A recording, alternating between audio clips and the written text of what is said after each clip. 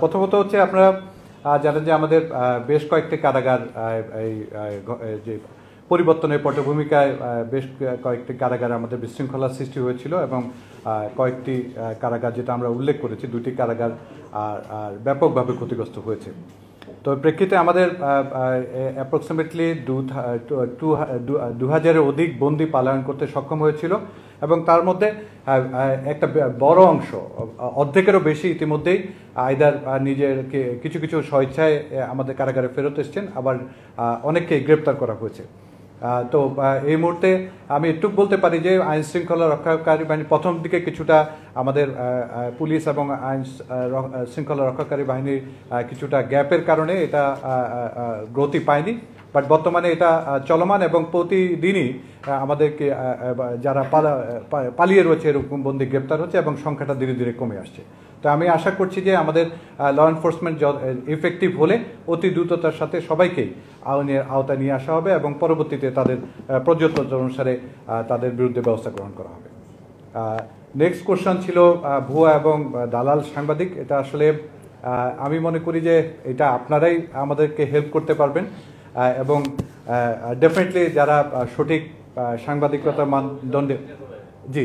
So আমি আশা করব যে এইটা আমরা চেষ্টা করব যে যারা প্রথাগত সাংবাদিক অথবা যারা অ্যাক্রিডিটেড সাংবাদিক তাদের মাধ্যমেই আমাদের কমিউনিকেশন চ্যানেল এস্টাবলিশ করার জন্য, এবং আমি প্রত্যাশা করব যে এরকম পিরিয়ডিক্যালি আমাদের সাথে আপনাদের যোগাযোগ হবে। ইতিমধ্যে আমরা আমাদের একটা পাবলিক রিলেশনস সেল গঠন করার উদ্যোগ নিয়েছি, যার প্রধান হবেন বেসিক্যালি আমাদের জেলার এআইজি ফরাজ সাহেব। সো আপনাদেরকে ইন্ট্রোডিউস করে দিলাম এই সুযোগে।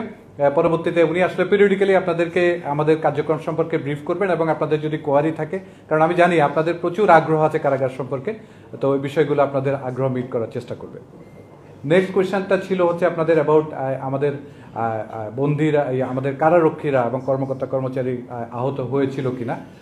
আপনারা জানেন আসলে দেশে একটা সিরিয়াস একটা ক্রান্তিকাল অতিক্রম করছিল এবং ওই সময় কিন্তু কয়েকটি কারাগারে বিশৃঙ্খলা হলেও দেশের অলমোস্ট 4-5টা ব্যতীত সকল কারাগার সুরক্ষিত ছিল এবং কারা ডিপার্টমেন্ট কিন্তু কারা অধিদপ্তরের কর্মকর্তা কর্মচারীবৃন্দ সকল সময় সর্বোচ্চ প্রচেষ্টায় কিন্তু কারাগারগুলো সুরক্ষিত ছিল। ডেফিনেটলি আমাদের সেনাবাহিনী ওই সময় আমাদেরকে সহায়তা প্রদান করেছে, বাট কারারক্ষীরা কিন্তু তাদের সাহসিকতা প্রদর্শন করেছে এবং আপনারা জানেন যে বেশ কয়েকটি জায়গায় যারা বন্দী পালানোর চেষ্টা করেছিল, ইভেন কিছু হতাহতের ঘটনা হলেও কারাগারগুলো কিন্তু সুরক্ষিত ছিল। এসব ঘটনায় আমাদের বেশ কিছু 282 জন বেসিক্যালি আমাদের কর্মকর্তা কর্মচারী আহত হয়েছিল, তার মধ্যে বেশ কিছু সিভিয়ার ছিল এবং তারা বিভিন্ন হাসপাতালে চিকিৎসা গ্রহণ করেছেন।